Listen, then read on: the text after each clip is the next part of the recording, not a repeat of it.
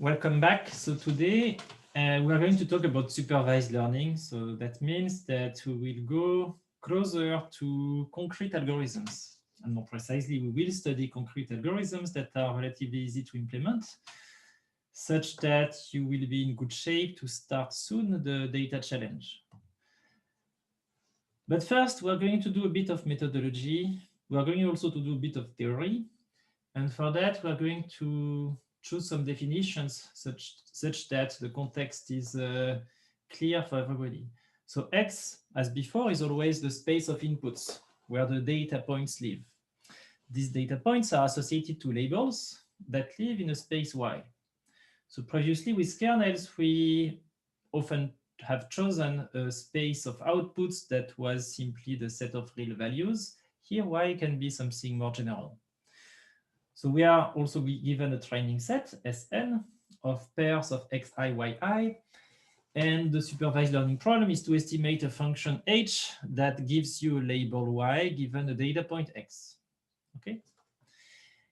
And depending on the nature of the output, for example, you may consider regression problems. So what you have seen before, where we have some space of functions that take an input point x and gives a real value will correspond to this setup.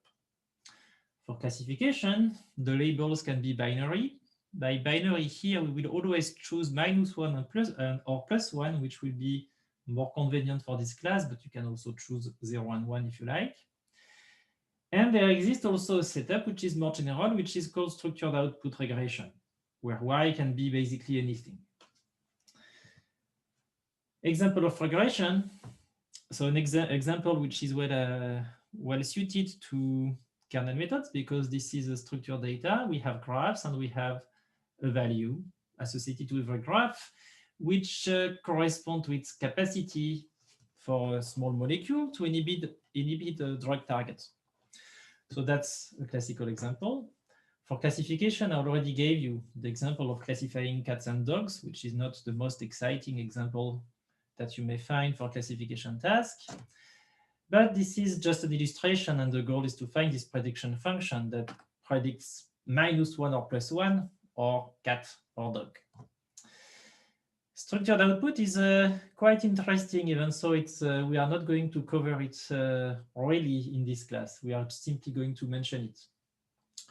An example is translation. X may be the set of sentences or strings in Japanese, and Y may be simply the output, meaning the sentences in French.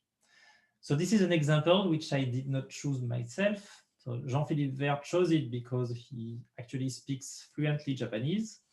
So I have no idea if this is correct or not, but this is what Google Translate is able to do. Now, the general principle is that we have seen with kernel methods that the RKHS provide us functions that take data from an input space and give us a real value. So that's by definition of the RKHS. Here we want a function h that can predict a label, which can be different than a real value.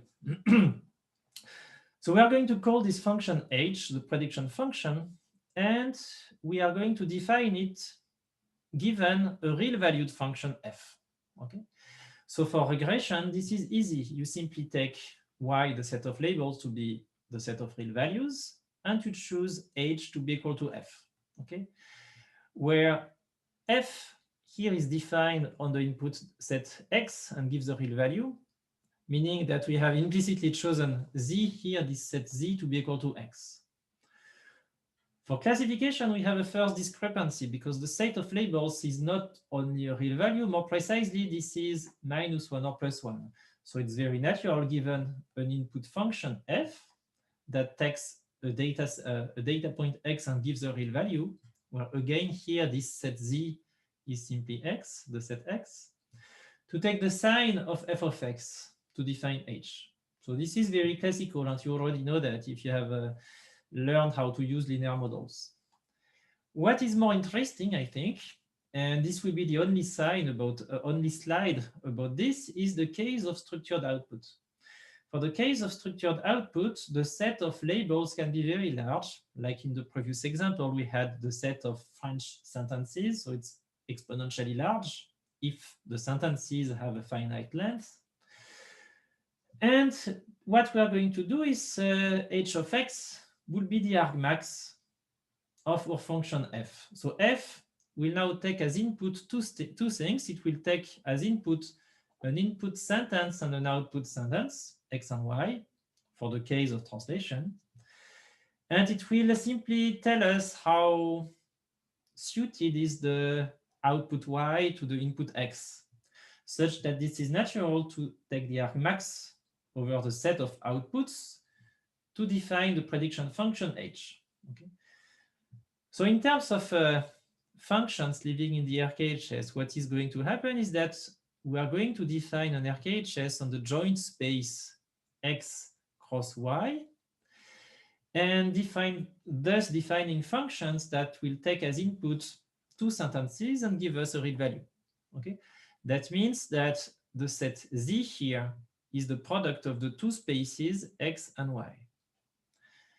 And if you don't know anything about structured output and you want to know more about it, I would be happy to give you references on this topic, because there is a literature which is pretty rich, but we are not really going to focus on this sort of formulations in the rest of the class. We are going to focus more on classification and regression tasks. Nevertheless, keep in mind that if you're interested in a structured output prediction, so translation was just an example, but there are plenty of other cases where you want to predict a structured object, you can do that using the kernel framework through this sort of formulations here. Okay. So when I say formulation, this sort of relations between a function f that will live in some RKHS and the prediction function h, which gives you the label. Okay, now how do we learn the function f, given that we have a way to predict a label given an input data point x, and we want to find the right function f? So this, we have already seen that. This is typically done by minimizing an empirical risk function, which we are going to call Rn of f, where n is the size of the training set being Sn, which we have defined in the previous slide. And typically the empirical risk is simply the average of some loss function that looks at how far f of xi is from yi. And of course, depending on the problem, you have to define a loss function. Then you define a positive definite kernel on the set Z, okay, which is the set on which f is defined, and you solve your empirical risk minimization problem, but you are going to add a regularization function to help your model generalize well on new unseen data. So this can be done either by penalizing on the right with the square norm of f in the RKHS H, or you can simply constrain the function f to be in some ball of radius b in the RKHS. So these two ways of using the regularization, constraining or penalizing, are equivalent to each other in some sense. In a sense that if you choose this formulation on the right, there exists a parameter b such that the formulation on the left which will give the same solution. So of course, you don't know in advance the relation between this parameter b on the left and the parameter lambda on the right, such that when we say that the two formulations are equivalent, they are equivalent for specific pairs of lambda and b. That you don't know, and you don't know the relation between the two. So that means that in practice, they are not completely equivalent in the sense that you may have a good idea for choosing a parameter b on the left, but you may have a harder time to find a good parameter lambda, such that choosing one or the other will mainly depend on how familiar you are with the choice of hyperparameters. So of course, very often for the choice of hyperparameters, lambda or b, we do a grid search using cross-validation to find a good parameter. A few remarks. So let us consider the penalized formulation. So we have the empirical risk and regularization function. So we have seen in previous lectures that this regularization function will encourage some smoothness in f, such that it will simply encode some smoothness prior and the solution. So this regularization is important, particularly in high dimension, because if you have many dimensions, it's very easy to fit your training data. And with kernel methods, remember that we are sending the data in infinite dimension, such that regularization is not only important, it's actually much more than that. It's actually crucial to use these methods in practice. Even so, I must be a bit cautious with that. There are data sets where regularization turns out not to be that important. Maybe you will see that with the data challenge, or if we have time, I will give you exercises with this sort of data sets. Okay. Now, if the set where the xi live is simply RD and k is the linear kernel, remember that the RKHS of the linear kernel is the Euclidean space of linear functions. So it's the dual of the Euclidean space. So, and the norm of a point in this space. So take for example, f to be parameterized by w will simply be the square norm of w. So you can recover linear models with that. So if you use more general spaces Z and kernels K, then you can learn nonlinear functions over a functional space. We have seen that already. And you can also learn functions on non-vectorial data, such as strings and graphs. And the graph is a particularly interesting case. If you look at today, I mean, in 2020, if you look at machine learning conferences, there are quite many papers on graph kernels that are in fact also making relations with deep learning models. So we'll now see a few methods in more details, and starting with kernel ridge regression, which is the simplest case. You want to predict a real value. So you may know ridge regression. Here what we are going to see is how to do ridge regression in the RKHS, meaning sending the data to the RKHS and then doing regression in this space. You will see that later we are going to look at logistic regression, and then we will talk about support vector machines. So support vector machines, you may know them in the linear case. The goal here is to extend them using kernel methods. Okay, regression. So regression, the output is a set of real values, and the input space can be anything. It's this set X. The training set consists of pairs of xi, yi as before, and our goal is to find a prediction function f that will predict y by simply using f of x. So this is here an example where simply the labels y are on the y-axis and x is on the x-axis, so something extremely simple in one dimension. So doing a regression, well, it's simply trying to fit a function to these points. Okay, so these points are assumed, maybe they come from a specific model plus noise. They correspond to measurements, to some measurements, and you want to find a good model. So intuitively, given the number of dimensions for this problem, it's easy to visualize everything, and here intuitively we have a good model. So how do we do that?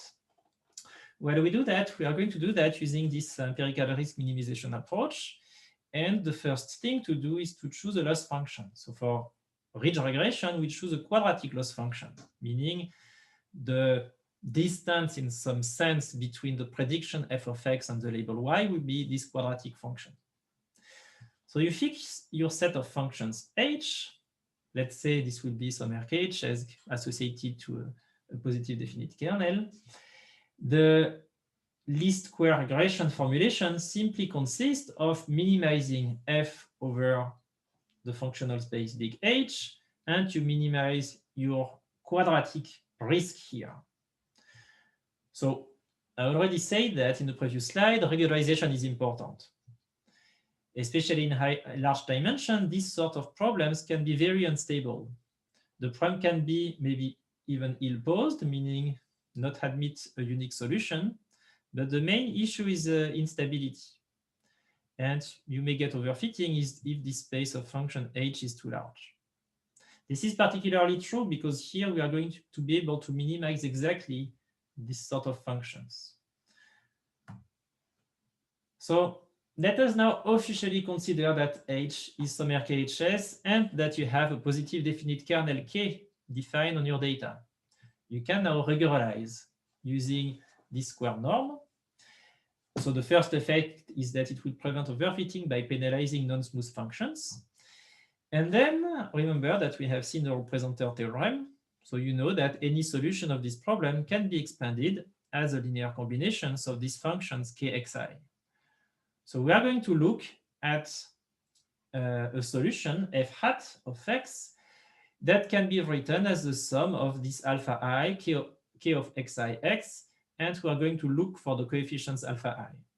So in some sense, it will simplify the solution because this original problem was operating in a possibly infinite dimensional space. You know that it's complicated to optimize over infinite dimensional spaces, so we like to turn this into a more classical optimization problem. So remember, the idea of the representer theorem is that a solution of this problem lies in a linear subspace of H of finite dimension, which is the span of the data points in the RKHS, which is a finite of dimension at most n, such that we have at most n parameters to learn. Okay. So let us reuse notations that we have introduced before when we were introducing the representer theorem. In particular, alpha bold will be simply the vector that carries the coefficients alpha I. This y bold will be also a coefficient, a vector that carries the output values yi. And k is this n times n gram matrix. Okay.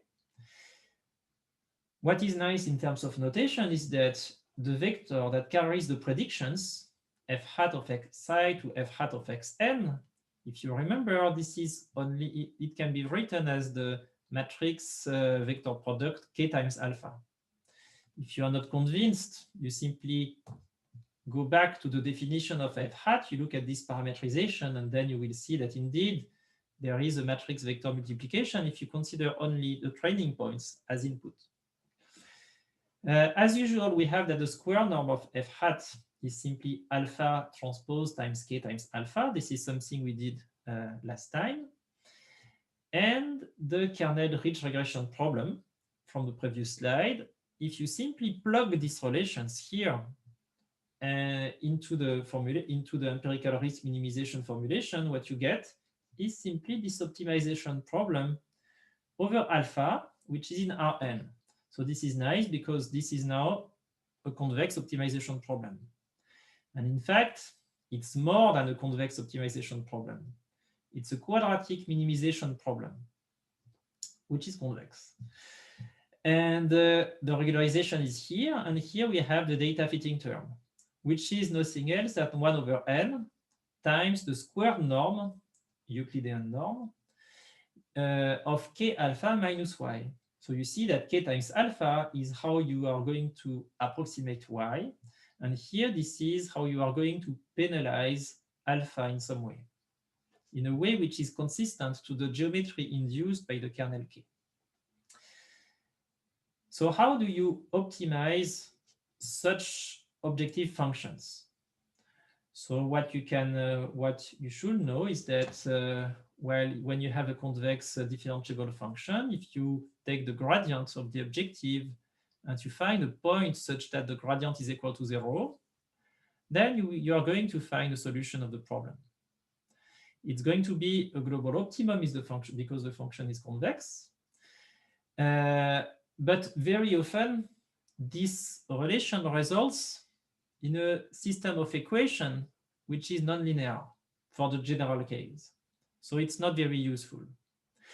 In the case of quadratic function, this is very useful because the set of equations that you get by setting the gradient in alpha to 0 is actually a linear system, and you know how to solve linear systems efficiently.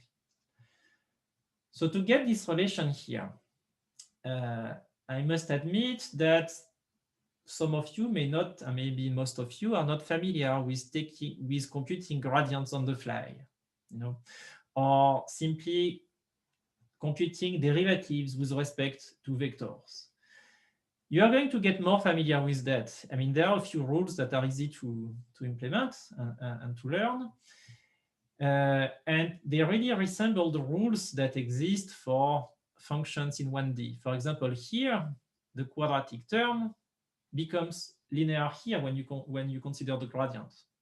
So this quantity here, 2 times lambda times k times alpha, is the gradient with respect to alpha of the regularization term. When we look at this term here, this is the gradient with respect to alpha of this term here. So if you are not convinced, you just do, the derivative by hand, you are going to find this relation. Or you can also find some, I can also give you maybe during the interactive session a few pointers to basic rules of calculus rules to compute gradients of functions of this form. Remember here, if you don't have a k and you have lambda times alpha squared, you will get 2 times lambda times alpha. So you see the relation is similar here. Okay, anyway, now that we have this relation here, this is a linear system with respect to alpha, we are going to look for a solution. So if lambda is strictly positive, something I should have assumed, by the way, a few slides ago, it turns out that k plus lambda times n identity is invertible. So again, if linear algebra classes, are a bit far from you, maybe you don't see why this is invertible. So this is also a question we can address during the live interactive section if you like. The reason is that k is positive semi-definite. So that means that if you write the eigenvalue decomposition of k, you can factorize k as u times a diagonal matrix which is invertible and that contains the eigenvalues times u transpose, and u is the matrix that contains the eigenvectors. It turns out that this term here, which is lambda n times the identity, is also diagonal in the same basis as k, such that when you add this quantity here to the diagonal of k, it's the same as adding the quantity lambda n to the eigenvalues of k, such that remember that k is positive semi-definite, meaning that the eigenvalues are non-negative. And these non-negative eigenvalues, if you add to them a positive quantity, they become positive. So this matrix becomes positive definite. Thus, it is invertible. So this is nice because now we can take the inverse of this matrix, and it turns out that if you choose alpha to be equal to the inverse of this matrix times y, you see that this quantity here is equal to 0, and the gradient becomes equal to 0, and we are good. Okay. Meaning we know a solution of the kernel ridge regression problem. So are we happy about this? I will say yes, because you can now solve the kernel ridge regression problem. We know how to compute a solution of the problem with respect to alpha, which will give us a solution of the problem in terms of prediction function. Now, basically, if you are a computer scientist, you are done, you can implement things and you are happy. And if you're a mathematician, you may not be happy because you have not asked yourself if the solution was unique or not, and we will come back to that. So before that, let us look at this specific toy example that we have considered so far, and we are going to apply the Gaussian kernel to fit a function to this point. So this is what happens if lambda is equal to 1,000. It turns out that given the scale of the problem, 1,000 for this data is extremely large. So it means that we are obtaining a very smooth function. It is so smooth that it is almost constant, and we don't see it's quite a useless model, in fact. So let us reduce it. You see that it's going to start fitting a bit more the points. And with lambda equal to 1, we have something which is pretty good. It's maybe not this maybe sinusoidal functions that was behind this, but it fits relatively well the data, and it is relatively smooth.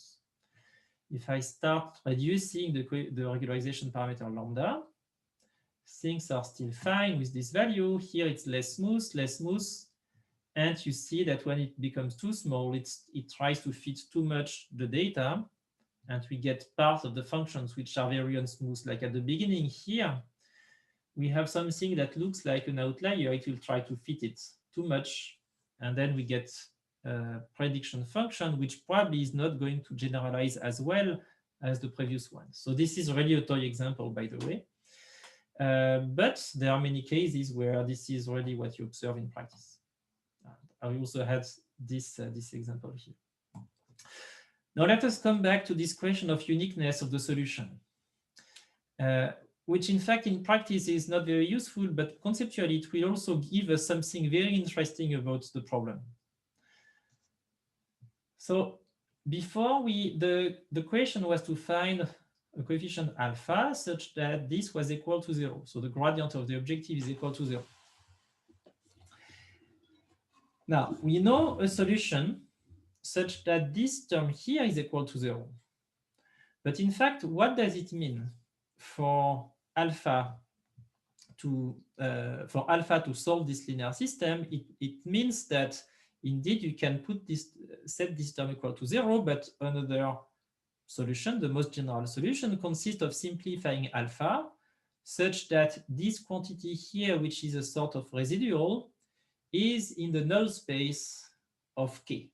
That is, k times this quantity is equal to 0. There are a few remarks about the fact that k can be diagonalized in some orthonormal basis, with the null space of k being orthogonal to the range of k. So here I would say this is there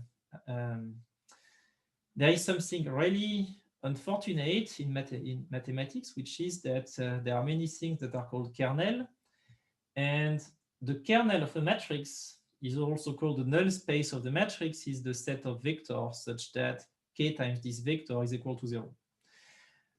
The image of k, or the range of k, is the set of vectors such that k times something is equal to this vector. So maybe we should replace this notation, because talking about kernel of a kernel is really not a good choice. So I will always say the null space and the range, if it is good for you. Anyway, I'm not giving you the choice here. So why do we say that? Simply because remember that when we add the discussion about the fact that the matrix below k plus lambda n identity was invertible, we simply said that the identity was diagonal in the same basis as k. It also means that this matrix here has the same range and the same null space as k. Okay. If, again, you are not convinced, you can simply do the eigenvalue decompositions. You have part of the eigenvectors which correspond to a basis of the range, and part of the eigenvectors that correspond to a basis of the null space. And they admit the same eigenvectors, set of eigenvectors. So let us now come back to the set of linear equations, and solving this system is equivalent to finding a vector alpha such that k plus lambda n identity times alpha minus y is in the null space of k. Because this inverse matrix here has the same eigenvectors as k, we can simply multiply this relation on the left by the inverse of this matrix, and we get an equivalent relation. So this is important to talk about equivalence here, because we are not losing any solution by doing that.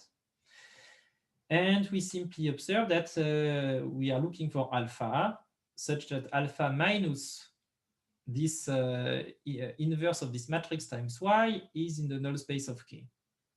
In other words, we are looking for alpha which is equal to the previous solution that we had found before in the previous slide, plus epsilon, where k times epsilon is equal to 0.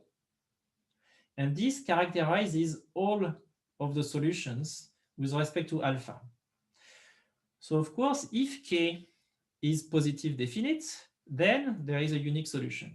But if k has some 0 eigenvalues, then it means that the solution with respect to alpha is not unique, which is not a problem in practice. It's simply good to know that the solution with respect to alpha is not unique.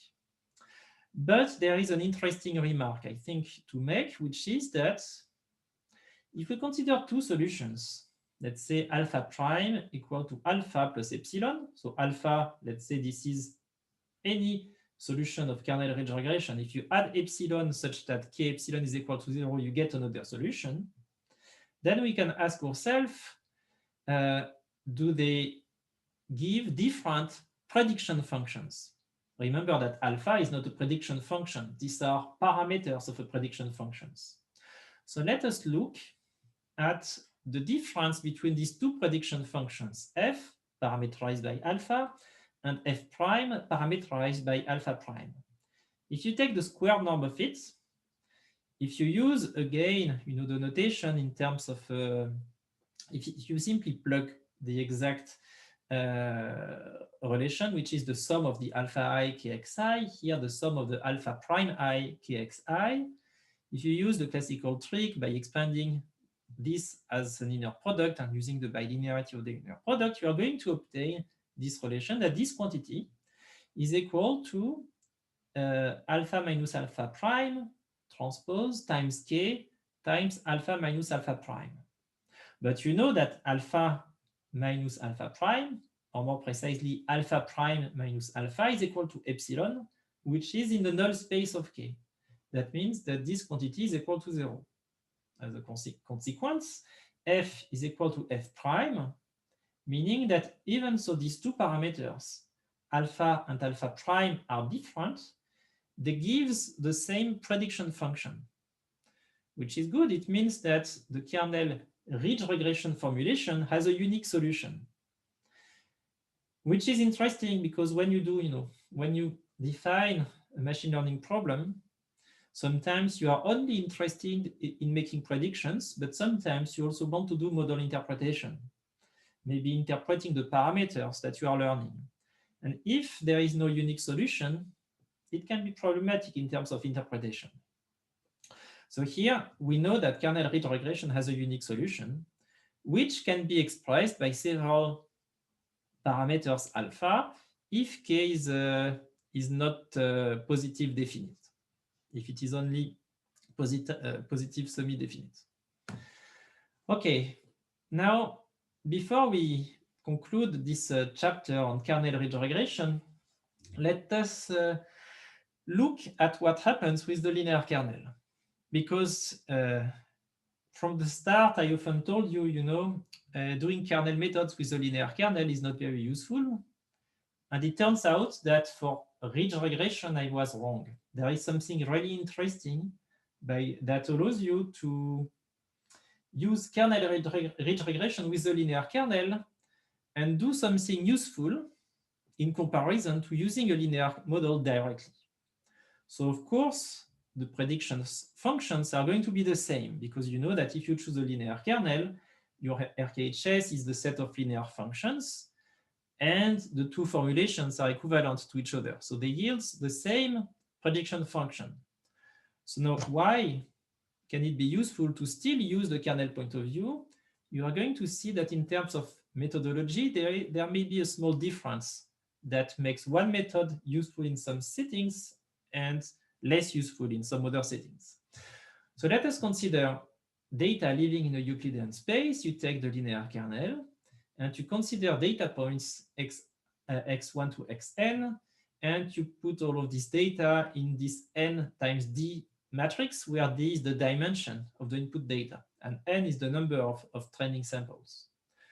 So the kernel matrix is equal to x times x transpose by definition of the kernel. So it turns out that the function learned by kernel ridge regression is of course linear. Okay, it can be written as some vector w times x. And if you use the parameterization in terms of alpha, you can see, given the previous formula that we have derived, that this vector w for kernel ridge regression is equal to this linear combinations of alpha I xi.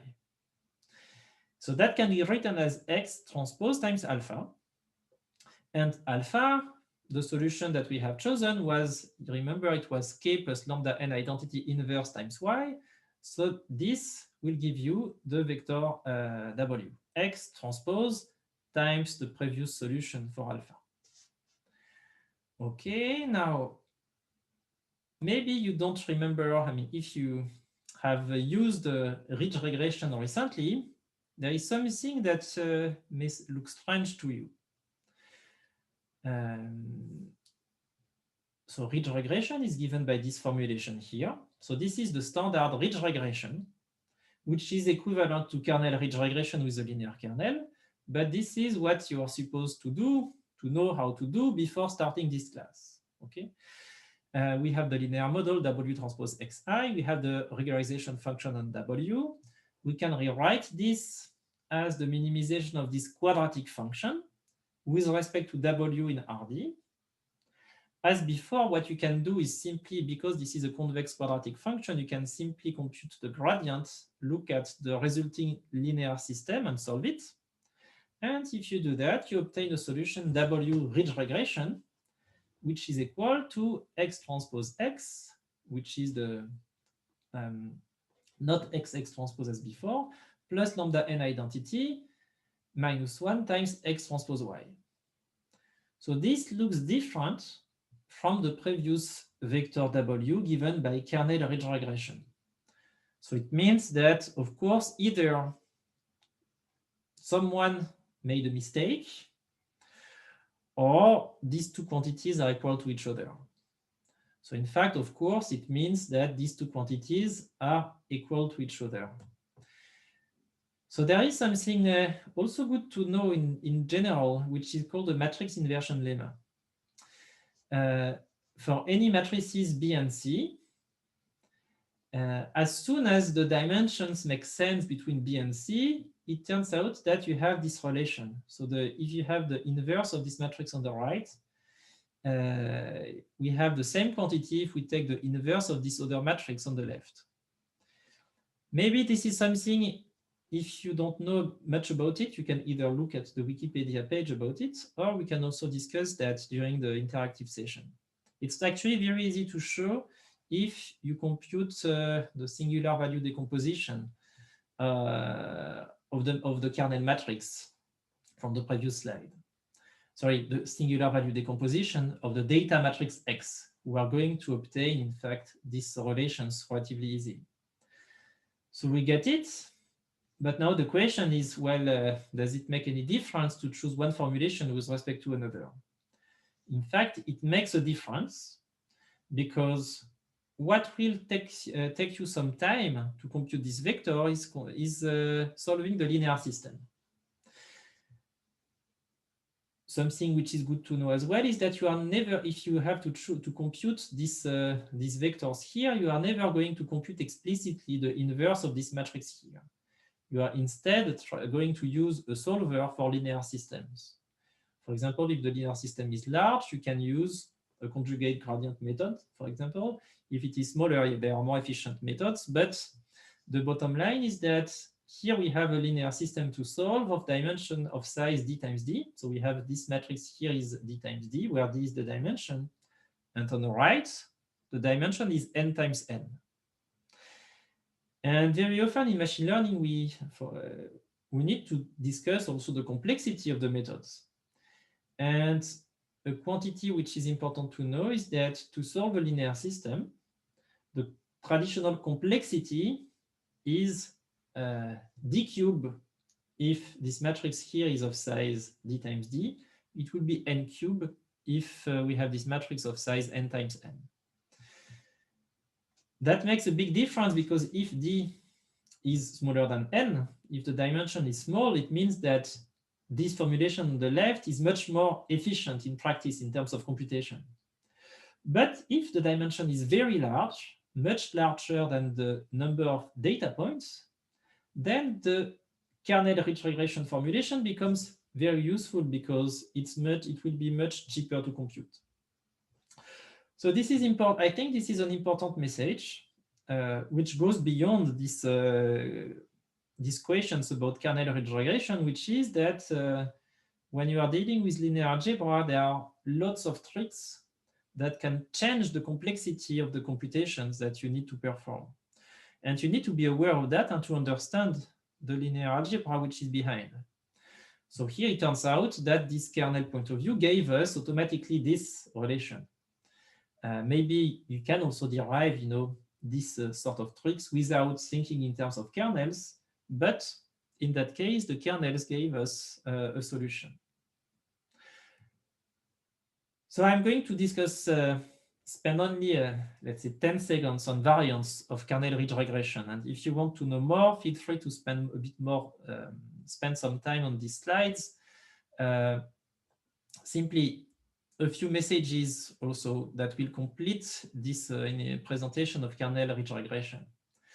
In terms of loss function, ridge regression is using the squared error, which is arbitrary and sensitive to outliers in the sense that you have a quadratic dependency on outliers in your data. There are many other loss functions that exist that have a different shape and are less sensitive to outliers. For example, here in blue, you have the square loss, but you have also these other losses, this epsilon insensitive loss, this Uber loss. And what is important to keep in mind is that everything we did for regression using the square norm, well, the kernels are not limited to quadratic functions, meaning all of these other classical formulations, these robust regression formulations using other loss functions can use also kernels. Of course, they may be a bit more complicated to solve than kernel ridge regression because solving them will not be equivalent to solving a linear system. It will be, but they would lead typically to other convex optimization problems. Something that happens sometimes in the literature is the weighted regression problem, where simply you have your empirical risk and you have some weights. So I don't want to spend time on this, but if you introduce a diagonal matrix W that contains the weights on the diagonal, you can do everything we have done so far, and I will simply give you the solution. You get a solution in closed form that also involves inverting a matrix, meaning here solving a linear system, but you have some weights that appear. Okay, the next part is about logistic regression. So it was natural to start with the simplest approach for regression, which was kernel ridge regression. So now we are going to talk about a simple approach, a simple point of view for classification, which is the logistic regression point of view. And for some reason, many people believe that, to do classification with kernels, it means using SVMs, support vector machines. In fact, it's not true. It's simply, this point of view is very present simply because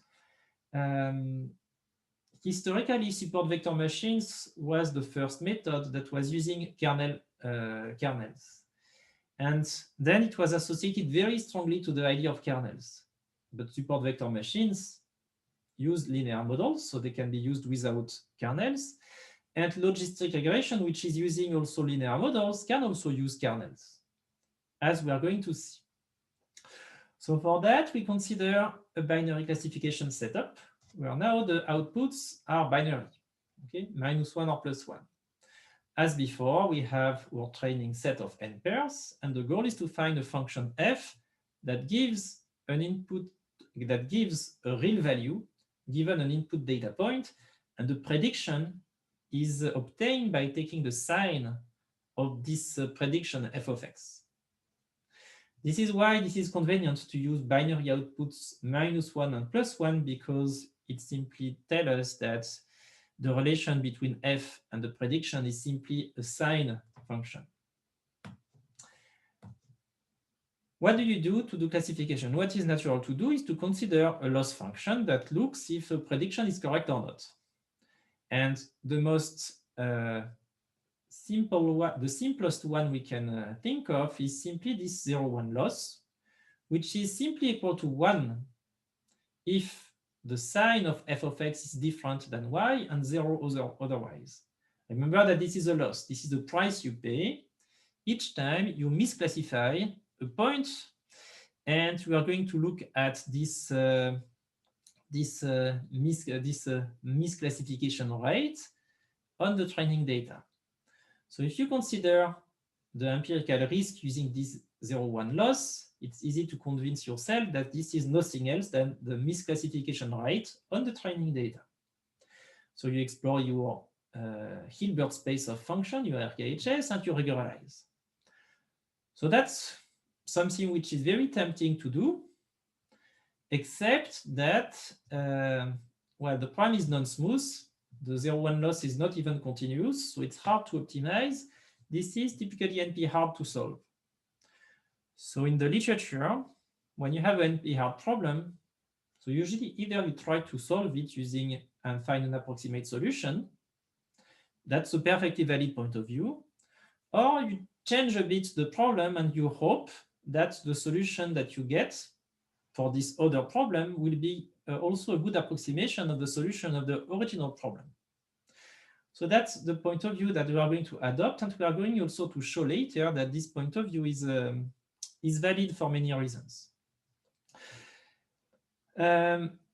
Yes, something also interesting to see when you choose this 0-1 loss is that, okay, I said it's hard to optimize, but also the regularization has no effect, because if you rescale f, the function f by any scalar value, as long as this scalar value is non-negative or is positive, it will not change the sign of f. Meaning that here you could simply make this term as small as possible by multiplying f by some epsilon, tiny epsilon value. It will not change the misclassification rate. That means that the regularization has no effect at all. And in fact, no function achieves the minimum when lambda is greater than 0. I almost gave you the solution, but I will simply let you think about it. And maybe this will give us something else to discuss during the interactive session. So something classical to do is to define a probabilistic model of y, which is parameterized by f of x, and to choose the following probabilistic model, which says that the probability of y given f of x is simply 1 over 1 plus exponential of minus y f of x, which is the applying a sigmoid function to y times f of x. So remember that what we want is f of x to have the same sign as y. That means that if this quantity is positive, we want to have a large probability. And if this is negative, we want to have a low probability. So this is simply displayed here. For y equal to 1, we have the sigmoid function here, which is written here, and we see that it is close to 1 when the input value u is very large, and it's close to 0 otherwise.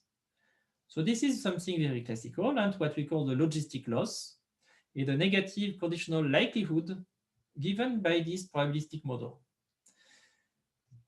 For us, what matters is not really the fact that there is a probabilistic model behind. In fact, if you have taken other machine learning classes, maybe everything here was presented from a probabilistic point of view. Turns out that this is also a perfectly fine point of view, but we don't care that much about it here. And you will see why we don't care that much about it. What we care about it is the shape of the loss function, which this point of view will give us. So what we call the logistic loss, given some label y and prediction f of x, will be given, like I say, by the negative conditional likelihood, which is simply the log of 1 plus the exponential of minus y times f of x. Typically, we call this product y times f of x the margin, but wait for a bit. There are going to be a full lecture about this. So we have a loss function now that we can use for empirical risk, regularized. And what we have to say about it is that, even so it's not obvious if you don't know that already, but this is a convex smooth optimization problem. And for that, you will see that as soon as we introduce the kernelizations and the coefficients alpha, it will give us convex optimization problems. We will discuss the choice of loss functions later, especially when we discuss the support vector, when we introduce support vector machines. But so far, simply see this as a loss function that will penalize you if yi has a different sign than f of xi. You see that if the sign here is different, this quantity is positive and you are going to pay a price. If yi has the same sign as f of xi, this quantity here decreases exponentially fast. So this converges to 0 when this quantity here converges to infinity. So basically it is close to 0 when this is large enough. So that can be interpreted as a regularized conditional maximum likelihood estimator, but for us it doesn't really matter. What will matter is the optimization point of view. And to get closer to the optimization point of view, remember that by using kernels, we can apply the representer theorem, parameterize a solution f hat. I mean, actually, yes, a solution f hat as the sum of alpha I k of xi x.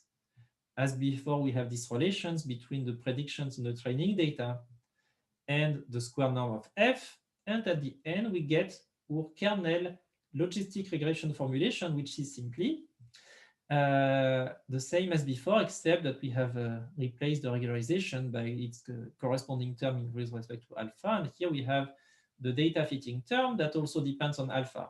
This is still a convex optimization problem, and we can solve it, for example, by using gradient descent. There is not much else to say. There is not much else I want to say about kernel logistic regression. There are a few slides about numerical methods for it. I'm going to go very fast on them. Again, this is something that you can spend a bit of time at home if you are interested in these details. There are a few technical facts. So for example, it can be useful if you want to do optimization. It can be useful to be able to compute the derivative of the loss function of the logistic loss. It can be also useful to compute the second derivatives. This is particularly useful if you want to do a Newton method. And in fact, it turns out that the Newton method is very classical for this problem, at least when the number of data points is not too large. When it's relatively small, this is useful because actually Newton's method will converge very quickly. If the dimension is very large, you have to use something else. Okay. So to do the Newton method, what you need to do is to take the objective function and compute a quadratic approximation, and then iteratively minimize these quadratic approximations. So I don't want to give a class about Newton method. This is simply the main idea. And again, this is not really a part that I want to insist on. If you compute your quadratic approximation using the gradient here and the Hessian function here, and you minimize the quadratic approximation, there is just one thing which is interesting, is that if you do the computation, so let us assume that you do that at home and you obtain the same results as here. You compute the gradient, you compute the Hessian, you choose your quadratic approximation, you play a bit with the notation. What you obtain is something you have seen in the previous slide, which is a weighted kernel ridge regression problem. So this just something interesting to know, is that if you want to solve the kernel logistic regression formulation using the Newton method, what you do is that you solve a sequence of weighted kernel ridge regression formulations. And typically, only a few iterations will give you a good solutions. Let's say you do 10 of these iterations, you will obtain something good. Okay, so that's it for today. So I will stop the lecture, and next time we are going to talk about large margin classifiers and talk about support vector machines. So there will be a bit of learning theory. We are going to discuss a tiny bit of optimization techniques as well, and conclude with support vector machines, which is important for historical reasons in machine learning.